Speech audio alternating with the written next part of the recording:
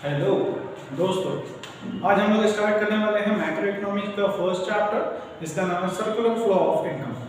Circular flow of income में हम लोग ये समझेंगे कि इनकम कहाँ से जनरेट होती है, कहाँ स्पेंड होती है और वापस ये इनकम वापस इकोनॉमी में कैसे आता है। तो इसके लिए हम लोग को सबसे ज़्यादा ज़रूरी है कि इनकम जनरेट कहाँ से होती है, ये पहले हम लोगों को पता करना ज़रूरी है।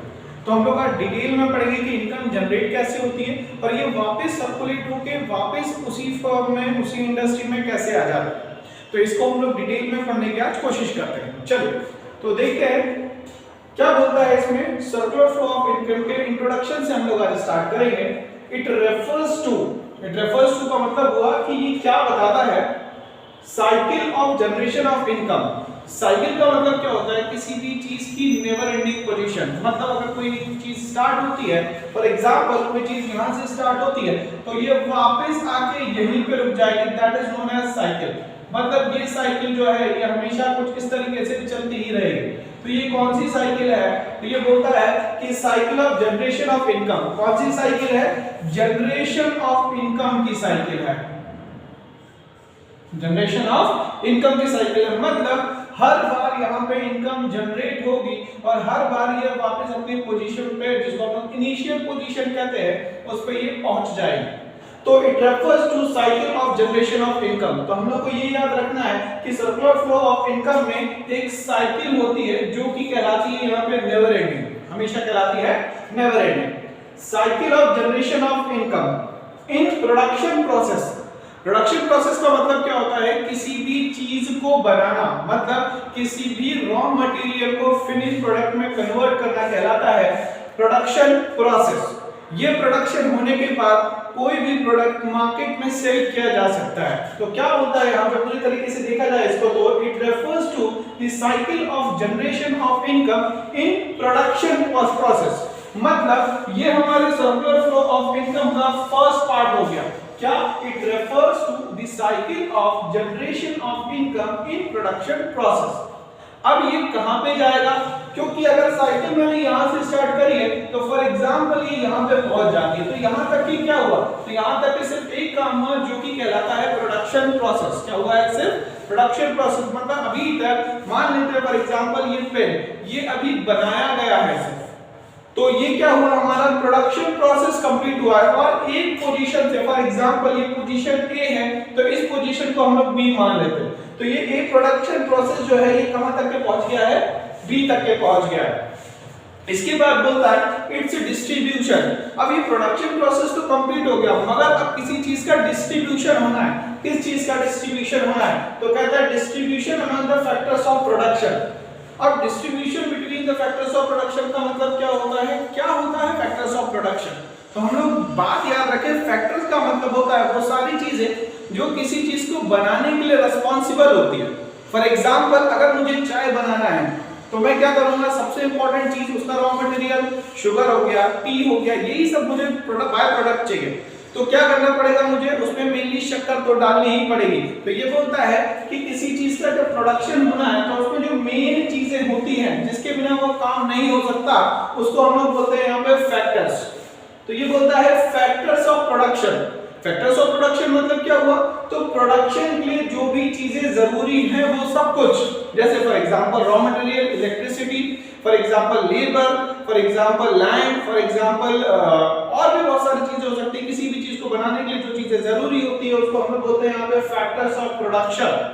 तो क्या हुआ, यहाँ पे स्टार्टिंग तो हो गई, जनरेशन ऑफ इनकम की स्टार्टिंग होती है प्रोडक्शन प्रोसेस से, कहां पहुंच जाती है, डिस्ट्रीब्यूशन पे। और डिस्ट्रीब्यूशन किसके बीच में होती है, फैक्टर्स ऑफ प्रोडक्शन के बीच में। मतलब जनरेशन यहां से स्टार्ट हुई इनकम की और ये कहां पे आ चुकी है, बी पॉइंट पे। कहां पे आ चुकी है, बी पॉइंट पे, जिसको मैंने नाम दिया है यहाँ पे factors of production.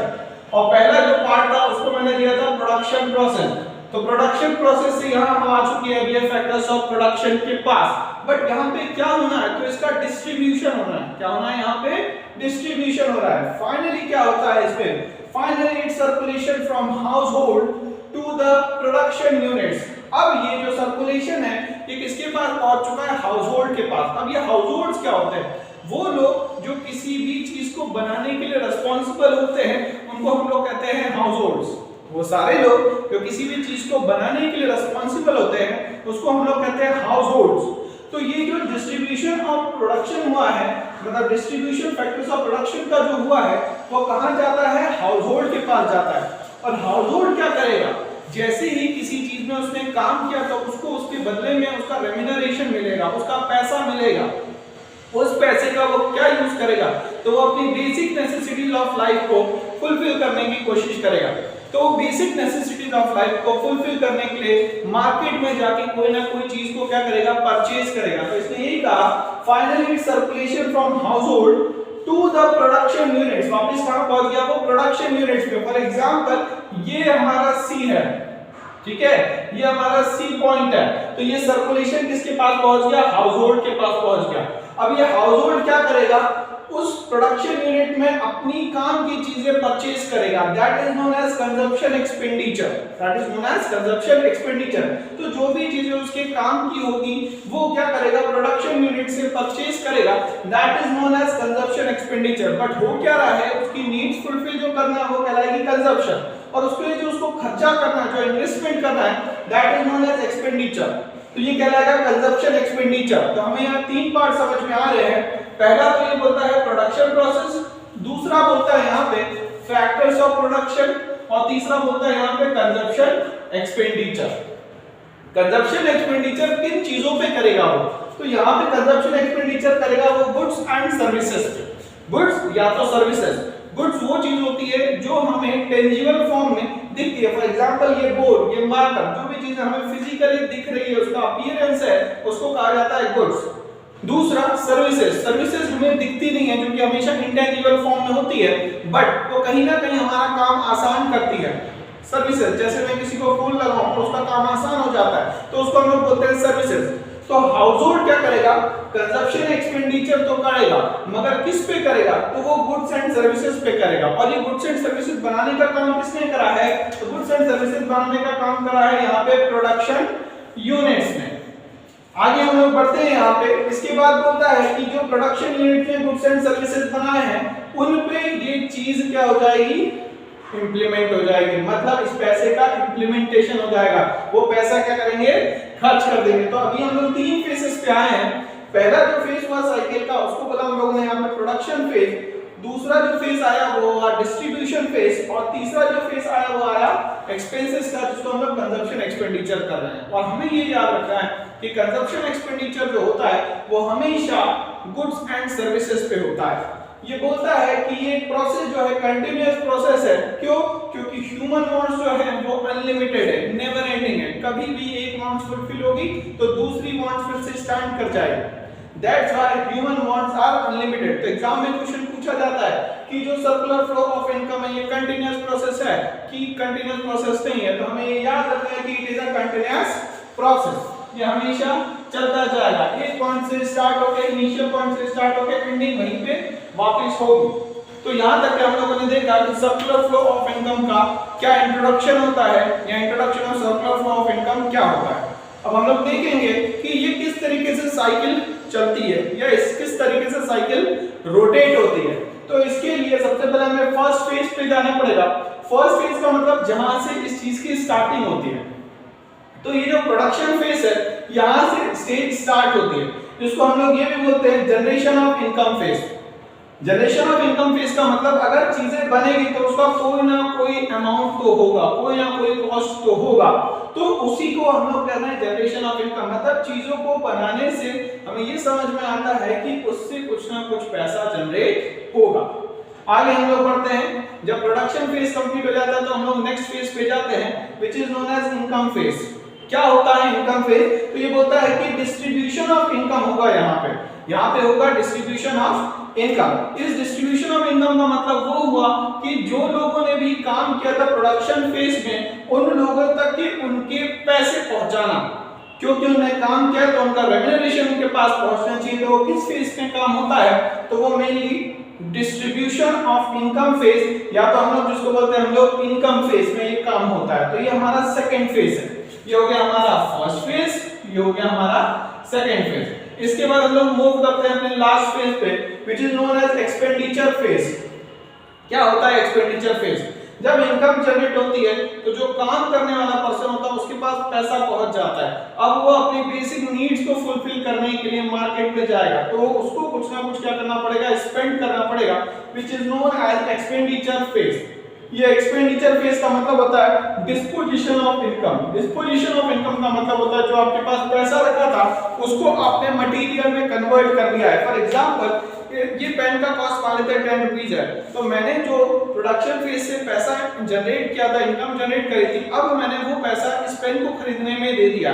That's why it is known as expenditure phase. इसको हम लोग और एक नाम से जानते हैं डिस्पोजिशन ऑफ इनकम। मगर ये डिस्पोजिशन ऑफ इनकम किस पे हुई, किस पे हम लोगों ने चीजों का खर्चा किया है, तो वो किया है हम लोगों ने जो प्रोडक्शन हुआ था चीजों का उसी पे इसका खर्चा किया है।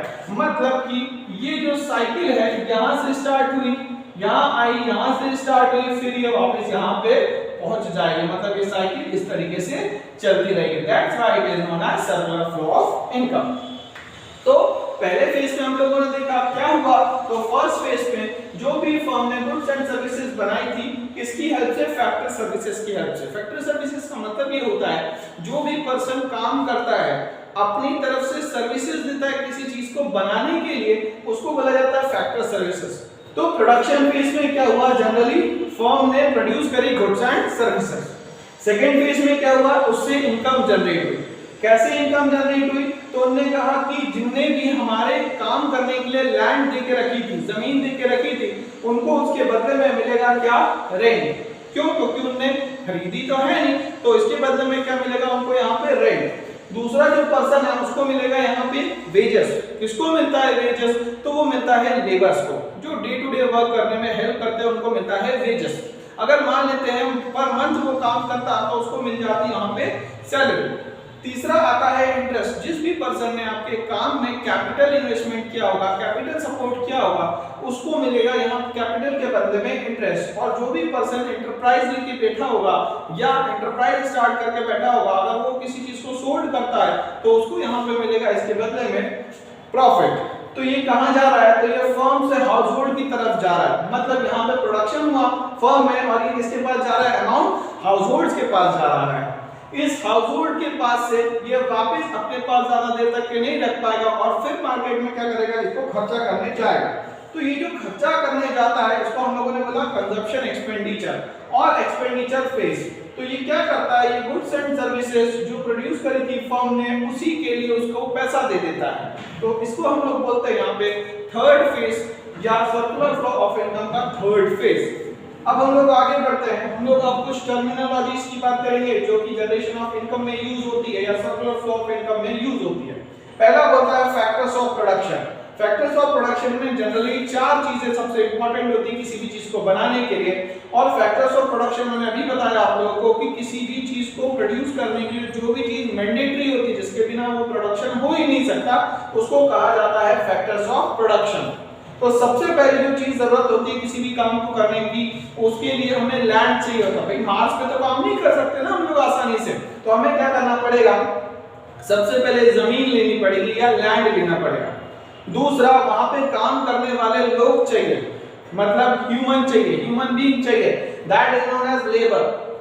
अब जब लैंड मिल गया, लेबर मिल गया, बट वहां पे इन्वेस्ट करने के लिए हमें कुछ पैसा भी चाहिए, that is known as capital, that is known as capital.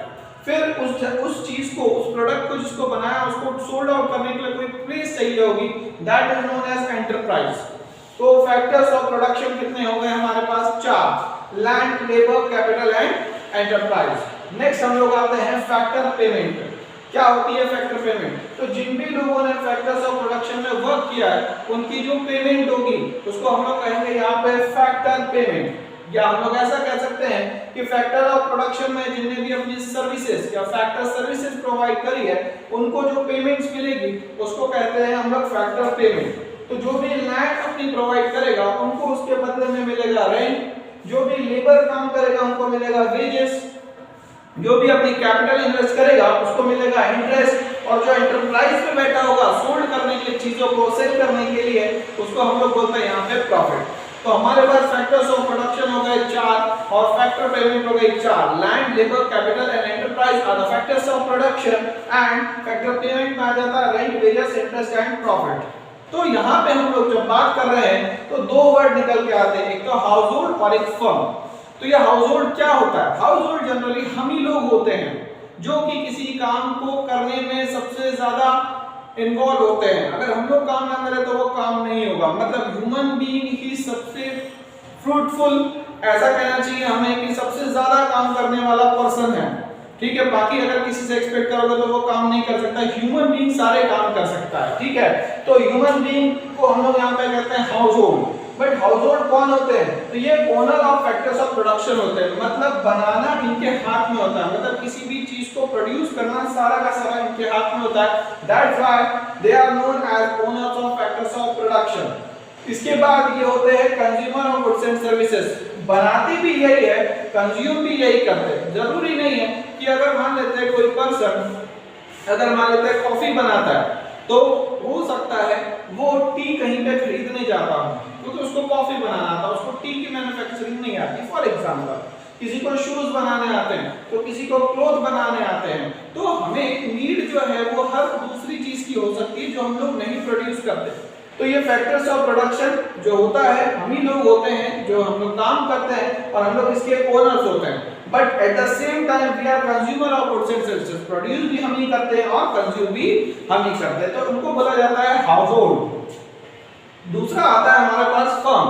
Firm कौन होता है? तो फर्म एक कोई भी यूनिट हो सकती है, मैन्युफैक्चरिंग यूनिट हो सकती है जो किसी चीज को प्रोड्यूस करने का काम करती है। तो they produce goods and services and sell them to the household. ये प्रोड्यूस करती है गुड्स एंड सर्विसेज को और ये किसको वापस दे देती है? ये वापस दे देती है किसको? हाउस होल्ड को। तो ये हमारा टॉपिक नंबर 1 था, चैप्टर नंबर 1 का, जिसमें हम लोगों ने introduction of circular flow of income देखा और दूसरा हम लोगों ने देखा कि इनके फेसेस कितने होते हैं, किस तरीके से ये काम करते हैं। तीसरा हम लोगों ने देखा कि कुछ टर्म्स इसमें यूज होते हैं तो वो क्या क्या होते हैं। एक बार हम लोग शॉर्ट रिवीजन करने की कोशिश करते हैं।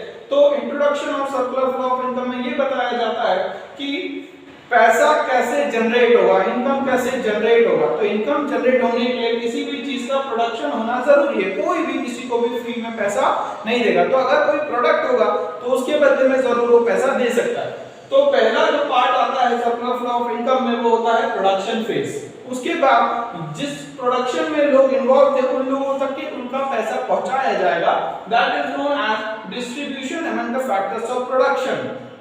जो तीसरा पार्ट होता है उनके पास जब इनकम जनरेट हो जाएगी तो वो कहीं ना कहीं क्या करेंगे? उसको स्पेंड करेंगे। That is known as consumption expenditure. तो किन चीजों पे वो स्पेंड करेंगे? That is known as goods and services. क्या ये कंटीन्यूअस प्रोसेस है? बिल्कुल ये कंटीन्यूअस प्रोसेस है। एक बार स्टार्ट होने के बाद ये कभी भी एंड नहीं होता। That's why it is known as continuous process. Phases हम लोगों ने बात करी।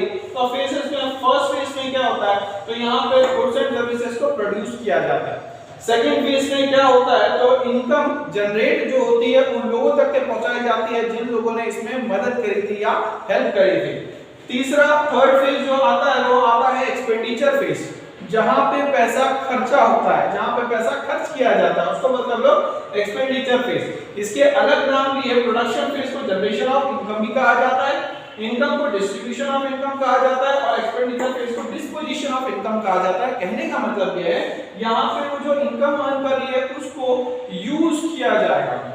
एक्सपेंडिचर फेज में इसको जो इनकम जनरेट की गई है उसको क्या किया जाएगा? यूज किया जाएगा। कुछ टर्म्स की बात करी थी हम लोगों ने। Factors of production, land, labour, capital and enterprise. Factor payment की हम लोग बात करते हैं तो जो भी फैक्टर्स ऑफ प्रोडक्शन थी उनकी पेमेंट कहलाती है factor payment. Rent, wages, interest and profit. Next हम लोग आते हैं हाउस होल्ड्स पे। तो हाउस होल्ड्स क्या होते हैं? तो हाउस होल्ड मतलब हम ही लोग होते हैं या हम लोग जनरल ह्यूमन बीइंग्स को ये हाउस होल्ड्स में ट्रीट करते हैं। जनरली ये होते हैं owner of the factors of production. मैंने अभी बताया फैक्टर्स ऑफ प्रोडक्शन क्या होता है। किसी भी प्रोडक्शन के लिए जो भी चीजें नेसेसिटी होती है या जरूरी होती है जिसके बिना काम नहीं हो सकता उसको कहा जाता है फैक्टर्स ऑफ प्रोडक्शन। तो जब ये काम करेंगे तो इसके बदले में इनको पैसे की जरूरत पड़ेगी। That is known as land वाले को मिलेगा रेंट, लेबर को मिलेगा वेजेस, कैपिटल को मिलेगा इंटरेस्ट और एंटरप्राइज को मिलेगा प्रॉफिट। फिर हम लोगों ने बात करी थी हाउस होल्ड की, तो हाउस होल्ड कौन होते हैं? Owners of factors of production and consumer of goods and services. Parallelly अगर हम लोग फर्म्स की बात करें तो फर्म्स क्या होती है? यहाँ पे गुड्स एंड सर्विसेज को प्रोड्यूस करने वाली होती है, और दूसरा क्या करती है? जब वो चीजों को बना लेती है, प्रोड्यूस कर लेती है, तो उसी चीज को वो क्या करती है? मार्केट में सोल्ड करने का काम करती है, मतलब sell them to the households. तो it is all about the topic number 1। Thanks a lot.